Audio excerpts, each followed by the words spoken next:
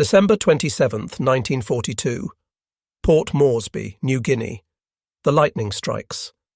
The morning sun cast long shadows across the steel matting of Laloki airfield as ground crews pulled camouflage netting from twin-boomed silhouettes.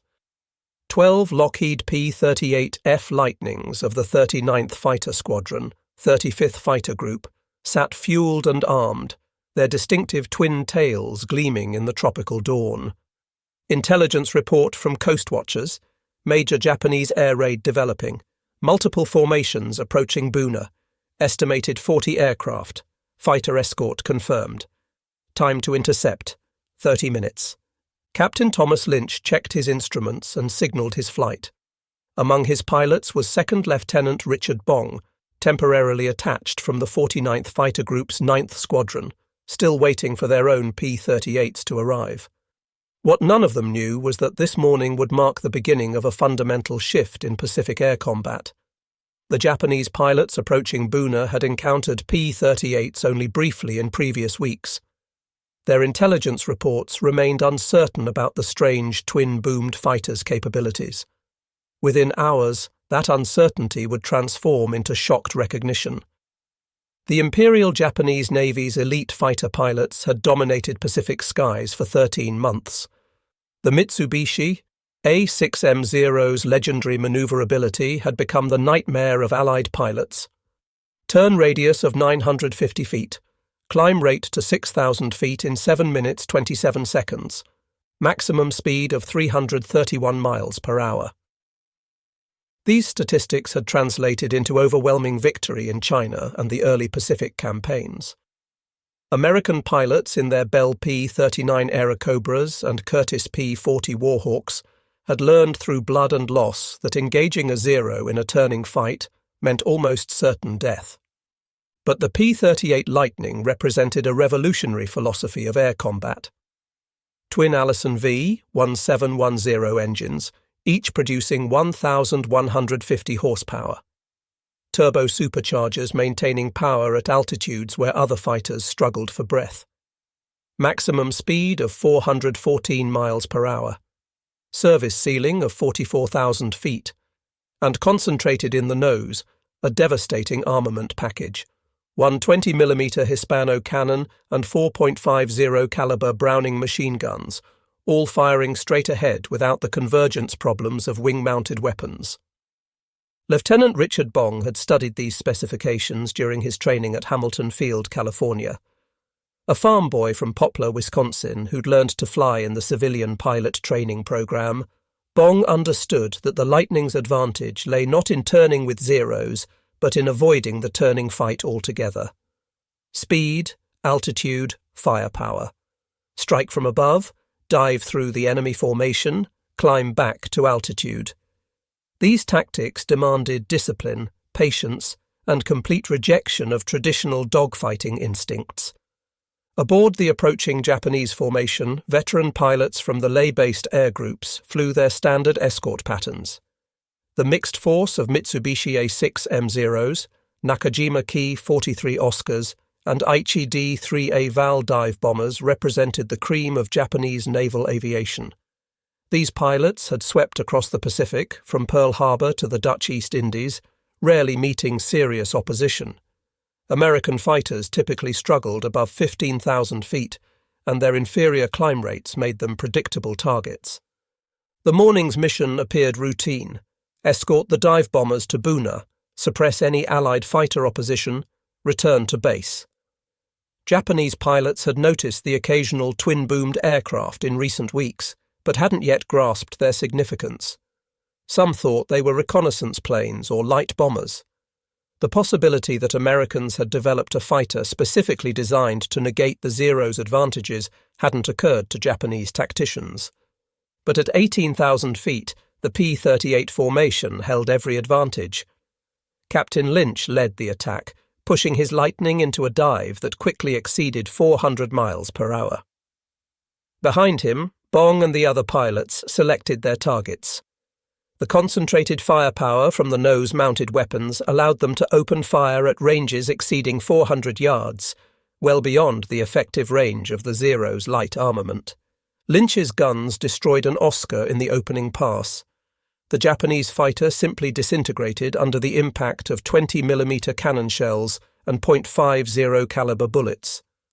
As Lynch climbed back to altitude, Zero pilots attempted to follow, but found their aircraft shuddering violently as they approached 400 miles per hour in the dive. Warning bells sounded in their cockpits as they neared their structural limits. Lieutenant Bong spotted a Zero attempting to engage Lynch and rolled into a deflection shot. His first combat burst found its mark, sending the Zero spinning earthward in flames. As he pulled up, 3 more Zeros converged on his position. Bong pushed his throttles forward and dove away, accelerating to over 450 miles per hour. The Japanese pilots could only watch as the strange twin-boomed fighter disappeared into the distance, completely untouchable. Pulling out of his dive just above the jungle canopy, Bong spotted a Val dive bomber recovering from its attack run. A short burst from 100 yards sent it crashing into the jungle in a ball of flame. These were Bong's first 2 confirmed victories, the beginning of what would become the highest-scoring American ace career of the war. The engagement lasted less than 10 minutes. The 39th Squadron claimed 12 Japanese aircraft destroyed, including victories by Lynch, Bong, and Second Lieutenant Karl Planck. No P-38s were lost. Japanese after-action reports expressed confusion and alarm. Pilots described aircraft possessing impossible speed and climbing ability, engaging from beyond normal combat range. The comfortable world of horizontal maneuvering combat, where Japanese pilots excelled, had suddenly become a vertical battlefield, where speed and altitude determined survival. This transformation sent shockwaves through Japanese naval aviation headquarters at Rabaul. Intelligence officers scrambled to reassess the P-38's capabilities.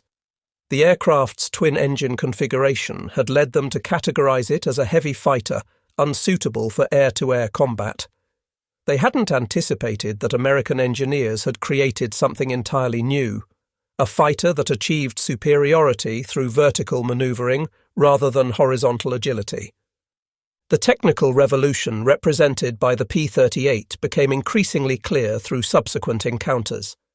The Lightning's turbo-superchargers allowed it to maintain full power at altitudes where normally aspirated engines lost 50% of their output. Its diving speed approached the sound barrier faster than any Japanese aircraft could follow without structural failure. Its ability to convert speed to altitude meant P-38 pilots could regain their perch above enemy formations within seconds of an attack. On January 7, 1943, the reality of this new threat became undeniable. 9 P-38s escorting bombers over Leh encountered approximately 20 Japanese fighters. Traditional tactical doctrine suggested the outnumbered Americans should adopt defensive positions. Instead, the P-38s climbed to 25,000 feet and initiated diving attacks from positions the Japanese couldn't reach. Lieutenant Richard Bong, now flying regularly with the 39th Squadron while awaiting his unit's P-38s, demonstrated the Lightning's lethal efficiency. Diving from altitude, he destroyed a Ki-43 Oscar with a deflection shot at 300 yards. As Japanese fighters attempted to climb toward him, Bong executed a chandelle that carried him back to 20,000 feet, completely outside their engagement envelope. From this perch, he selected another target and repeated the process. The geometry of vertical combat was something Japanese pilots had never encountered. While a Zero could outturn any American fighter, it couldn't match the P-38's speed in a dive without catastrophic structural failure. It couldn't follow the Lightning's zoom climb without stalling. It couldn't catch a P-38 that chose to disengage using superior speed. The horizontal battlefield where Japanese pilots reigned supreme had been replaced by a three-dimensional arena where altitude and velocity trumped turning radius. Veteran Japanese pilots struggled to adapt. Their entire training emphasized close-range maneuvering combat, getting on an opponent's tail through superior turning ability. Against the P-38, these tactics were useless. By the time a Zero pilot maneuvered into firing position, The Lightning was already a mile away and climbing through altitude bands the Japanese fighter couldn't reach. The psychological impact proved as devastating as the tactical disadvantage. Japanese pilots who had enjoyed qualitative superiority since the war's beginning found themselves helpless against an enemy that refused to fight on their terms. The stress of constantly scanning above, knowing death could plummet from altitudes they couldn't reach, eroded morale. Some pilots developed combat fatigue symptoms previously unknown in Japanese military culture. By February 1943, the P-38 presence in the Southwest Pacific was expanding rapidly. The 9th Fighter Squadron of the 49th Fighter Group finally received their Lightnings. The 80th Fighter Squadron of the 8th Fighter Group began transitioning from P-39s to P-38s. The 475th Fighter Group, an all-Lightning unit, was forming in Australia. Each new squadron that arrived had studied the combat reports of pilots like Lynch and Bong, refining tactics that maximised the P-38's advantages. The training programs instituted by squadron commanders emphasised altitude discipline above all else. Altitude is life insurance, became the mantra. Speed is life. Pilots learned to resist the instinct to turn with enemy fighters, instead maintaining high velocity and using vertical manoeuvres. The high-speed yo-yo allowed a P-38 to convert excess speed into altitude while reversing direction. The barrel roll attack used the Lightning's roll rate to maintain guns on target while preserving momentum. Japanese attempts to counter these tactics proved largely ineffective. The Kawasaki Ki-61 Tony, with its liquid-cooled engine and heavier armament, was designed specifically to engage high-altitude American bombers. But even the Tony couldn't match the P-38's performance above 20,000 feet. The Nakajima Ki-44 Shoki emphasized speed and climb rate over maneuverability, but still fell short of the Lightning's capabilities. Intelligence reports from Japanese units revealed growing desperation. Pilots were instructed to avoid combat with P-38s unless possessing overwhelming numerical superiority and advantageous position. Even then, engagement was discouraged above 15,000 feet, where the Lightning's performance advantage became insurmountable. Some units attempted to lure P-38s into low-altitude turning fights, but American pilots had learned to maintain discipline and refuse engagement on unfavorable terms. The industrial dynamics compounded Japan's tactical disadvantage. Lockheed's production line in Burbank, California, was achieving remarkable efficiency. By March 1943, the factory was producing 10 P-38s per day. Each aircraft required approximately 37,000 man-hours to construct, but American industrial capacity made this investment sustainable. Japanese aircraft production, constrained by material shortages and bombing damage, struggled to replace combat losses. Training disparities widened the gap further. American P-38 pilots arrived in theatre with 300 or more flight hours, including 50 hours in type. They had practiced vertical tactics, gunnery, and formation flying extensively. Japanese replacement pilots, rushed through abbreviated training programs, averaged less than 100 total flight hours. Many had never flown above 20,000 feet before encountering P-38s in combat. The Battle of the Bismarck Sea in March 1943 demonstrated the P-38's strategic impact. Lightnings flew top cover for Allied bombers attacking a major Japanese convoy. When Zero escorts rose to intercept, the P-38s executed perfect vertical tactics, destroying multiple Japanese fighters while preventing any effective defense of the convoy. 8 transport ships and 4 destroyers were sunk, dealing a crushing blow to Japanese reinforcement efforts. Among the P-38 pilots establishing dominance over the Solomons, several names became legendary. Captain Thomas Lynch of the 39th Fighter Squadron refined vertical tactics to an art form, eventually scoring 20 confirmed victories before his death in March 1944. Lieutenant Richard Bong continued his remarkable scoring streak, demonstrating an uncanny ability to position his P-38 for perfect deflection shots. In August 1943, a new name entered the Lightning Ace roster. Lieutenant Thomas McGuire, assigned to the newly formed 475th Fighter Group's 431st Fighter Squadron, scored his first victories on August 18th over Wewak. Flying top cover for bombers, McGuire's flight encountered approximately 20 Japanese fighters. In his first combat engagement, McGuire shot down 2 Ki-43 Oscars and 1 Ki-61 Tony, becoming an ace in just 2 days after adding 2 more victories on August 21st. McGuire's combat philosophy emphasized aggressive vertical tactics and precise gunnery. He would eventually write a manual titled Combat Tactics in the Southwest Pacific Area that became required reading throughout the 5th Air Force.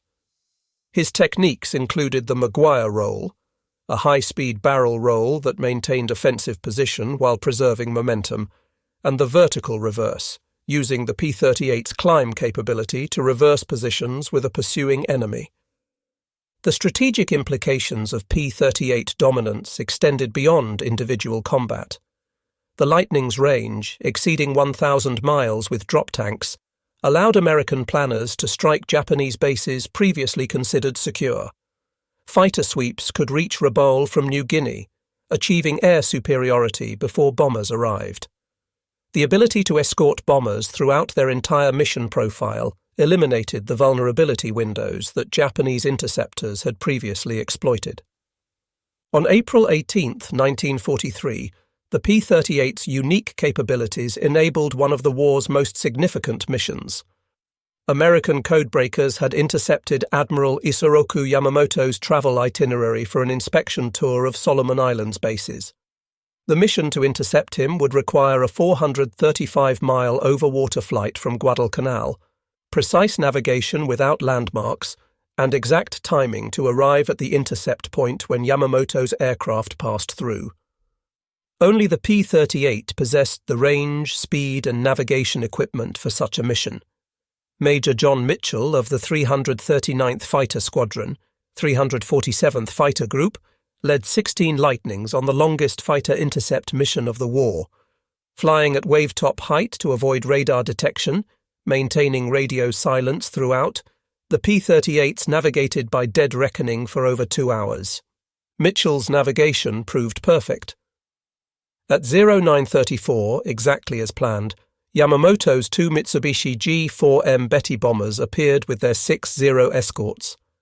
Captain Thomas Lanphier Jr. and Lieutenant Rex Barber rolled into their attack as the top cover engaged the escorts. Barber's concentrated fire sent the Admiral's bomber crashing into the jungle, killing Japan's most brilliant naval strategist and dealing a devastating blow to Japanese morale. The psychological impact rippled through Japanese military leadership. If American fighters could reach out across hundreds of miles of ocean with such precision, no one was safe. The myth of Japanese invincibility, already damaged by Midway and Guadalcanal, suffered another crushing blow. The P-38 had demonstrated not just tactical superiority, but strategic reach that Japanese planners hadn't anticipated. Following Yamamoto's death, Japanese fighter tactics underwent desperate revision. Pilots were instructed to attack P-38s only when possessing altitude advantage, numerical superiority of at least 3-1, and surprise.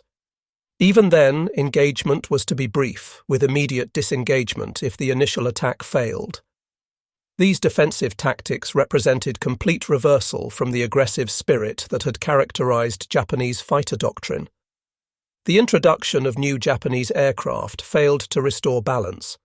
The Kawasaki Ki-84 Frank, appearing in late 1943, could match the P-38's speed at medium altitudes, but still couldn't compete above 25,000 feet.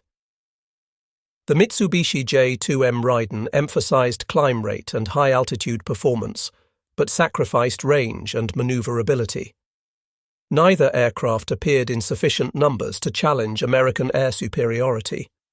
By November 1943, the transformation was complete.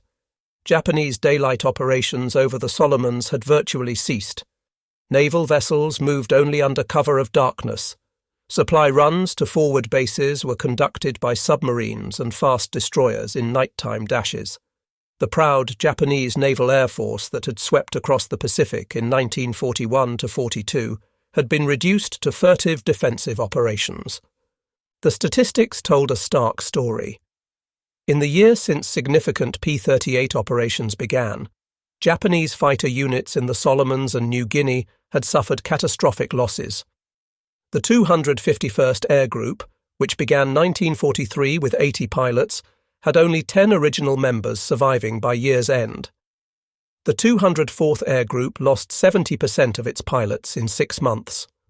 The 582nd Air Group was withdrawn from combat entirely after losing 80% of its aircraft in 4 months of operations against P-38-equipped American units. American losses, while not insignificant, were sustainable. P-38 squadrons typically achieved kill ratios of 5-to-1 or better. More importantly, American pilots who survived being shot down were often rescued by air-sea rescue services and returned to combat. Japanese pilots who went down over water usually drowned. American aircraft damaged in combat were repaired and returned to service. Japanese aircraft with similar damage were often abandoned due to lack of spare parts. The industrial disparity continued widening. By December 1943, Lockheed had delivered over 2,000 P-38s to combat theatres. Monthly production exceeded 400 aircraft. Japanese production of all fighter types barely reached 500 per month, and many of these were retained in the home islands for defence. The arithmetic of attrition warfare had become inexorable. Training standards diverged even further. American P-38 pilots arriving in late 1943 had extensive training in vertical tactics, instrument flying and long-range navigation. Many had practiced combat maneuvers against captured Japanese aircraft, understanding exactly their opponent's capabilities and limitations. Japanese replacement pilots, rushed through programs shortened from 2 years to 6 months, arrived with minimal combat preparation and no experience against P-38s. The human dimension of this transformation cannot be overlooked. Japanese pilots who had entered the war as elite warriors, confident in their superiority, found themselves helpless against an enemy they couldn't reach or catch. Letters home, captured after island battles, revealed deep demoralization. Some pilots wrote of nightmares about twin-boomed shadows diving from the sun. Others requested transfers to ground units rather than face P-38s again. American pilots, conversely, flew with growing confidence. The P-38 gave them every advantage: speed, altitude, firepower, and range. They could choose when and how to engage, always maintaining the initiative. This psychological edge proved as valuable as the technological superiority.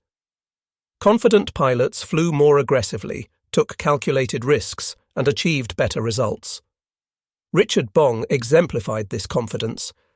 By April 1944, he had surpassed Eddie Rickenbacker's World War I record of 26 victories. His combat technique had evolved to near perfection. Bong would climb to 30,000 feet, beyond the reach of any Japanese fighter, then select his targets carefully. His attacks were swift, precise, and lethal. He averaged less than 100 rounds fired per victory, demonstrating remarkable gunnery skill. Bong's eventual total of 40 confirmed victories, all scored in P-38s, represented not just personal skill, but systematic superiority. His victims included veteran Japanese aces, who simply couldn't counter the Lightning's performance advantages. In one engagement over Hollandia, Bong shot down 3 Japanese fighters in less than 5 minutes, using perfect vertical tactics that left his opponents unable to respond. Thomas McGuire pushed the P-38's capabilities even further. His manual on combat tactics became doctrine throughout the Pacific theatre. McGuire emphasized the importance of mutual support, with P-38 elements working in coordinated vertical scissors that trapped Japanese fighters between multiple attacking Lightnings. His eventual 38 victories, scored between August 1943 and January 1945, demonstrated the lethal efficiency of properly executed tactics. The technological evolution of the P-38 continued throughout the campaign. The G model introduced improved turbo superchargers that maintained power above 30,000 feet. The H model featured upgraded engines producing 1,425 horsepower each. The J model relocated intercoolers to the engine booms, improving pilot visibility and high-altitude performance. The L model added hydraulically boosted ailerons that dramatically improved roll rate. Each improvement shifted the combat equation further in America's favor. The P-38J could operate effectively at 35,000 feet, altitudes where Japanese pilots required oxygen masks just to remain conscious. The L model's improved roll rate eliminated the Zero's last marginal advantage in horizontal maneuvering. By late 1944, there was literally nothing a Japanese fighter could do better than a P-38L. Japanese responses became increasingly desperate. Ramming attacks, considered honorable if wasteful, increased as conventional tactics failed. Special attack units prepared for one-way missions. Some pilots attempted to lure P-38s into clouds, where visual confusion might negate the Lightning's advantages. These expedients achieved occasional success, but couldn't alter the fundamental imbalance.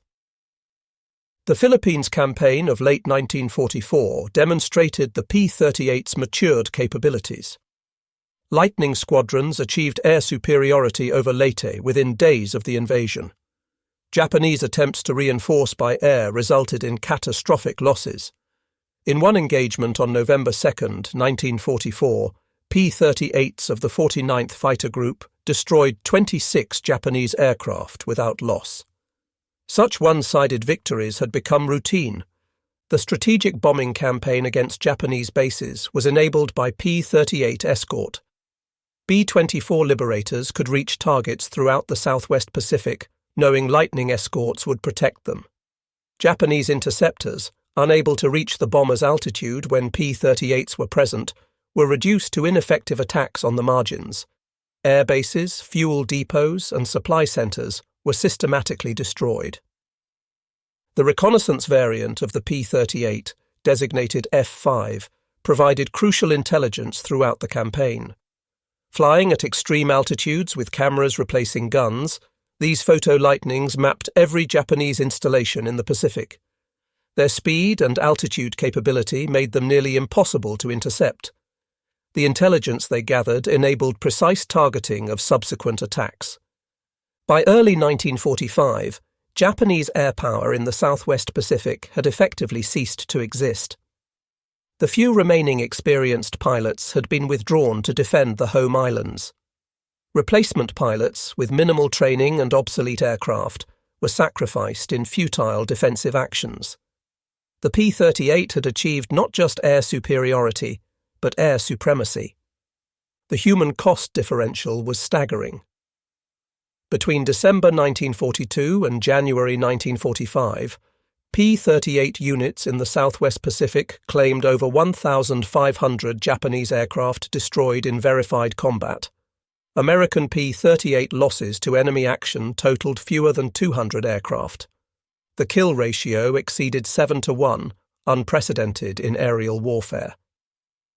Beyond statistics, the P-38's impact was transformational. It proved that technological superiority, properly employed, could overcome numerical disadvantage and enemy experience. It demonstrated that air superiority was not about dogfighting, but about controlling the engagement parameters. It showed that industrial capacity and training systems were as important as courage and skill. Veterans on both sides remembered the Lightning with mixture of awe and respect. American pilots praised its versatility, reliability, and overwhelming performance advantages. Japanese pilots recalled it as the aircraft that ended their dominance, the twin-boomed devil that could not be caught or escaped. Ground crews appreciated its rugged construction and maintainability despite complex systems. The influence extended beyond World War II. The P-38's success influenced post-war fighter development worldwide. The concept of vertical maneuvering became fundamental to jet-age combat. The importance of altitude and speed over turning ability shaped designs from the F-86 Sabre to modern fifth-generation fighters. The integration of technology, tactics, and training that the P-38 exemplified became the template for Air Force development. Lockheed's design team, led by Clarence Kelly Johnson, had created more than just a successful fighter. They had revolutionized aerial warfare. The P-38's unique configuration, born from the need to house two engines and turbo superchargers, had produced capabilities that single-engine fighters couldn't match. Its concentrated nose armament eliminated convergence problems that plagued wing-mounted guns. Its twin-engine redundancy provided safety over vast Pacific distances. The pilots who flew the Lightning wrote their own chapter in aviation history. Richard Bong's 40 victories stood as the American record for aerial combat. Thomas McGuire's 38 victories and tactical innovations influenced fighter doctrine for generations. Dozens of other P-38 aces demonstrated that with proper equipment and training, American pilots could dominate any aerial battlefield. The Japanese pilots who faced the Lightning showed remarkable courage in impossible circumstances. Flying obsolete aircraft against overwhelming technological superiority, they continued fighting long after hope of victory had vanished. Their testimony about the P-38's impact provides invaluable historical perspective on the air war's evolution. The physical legacy remains scattered across Pacific islands. Crashed P-38s and Japanese fighters dot jungles and lagoons from New Guinea to the Philippines. Each wreck site represents young men who fought and died in a struggle that shaped the modern world. Local inhabitants still discover ammunition, instruments, and personal effects that testify to the intensity of these aerial battles. Museums worldwide preserve examples of the P-38 Lightning. Restored aircraft fly at air shows, their distinctive twin-boom silhouette instantly recognizable. Veterans gather to share stories of missions flown and friends lost. Historians continue studying the campaigns where the Lightning proved decisive. The aircraft that shocked Japanese pilots in 1942 remains an icon of American aviation achievement. Modern military doctrine still reflects lessons learned in those Pacific skies. Altitude and speed remain fundamental to fighter combat. Technological superiority must be matched with proper tactics and training.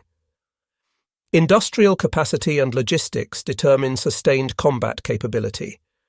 The integration of intelligence, technology, and operations that enabled the Yamamoto mission remains the gold standard for precision strikes. The transformation from December 1942 to early 1945 was complete and irreversible.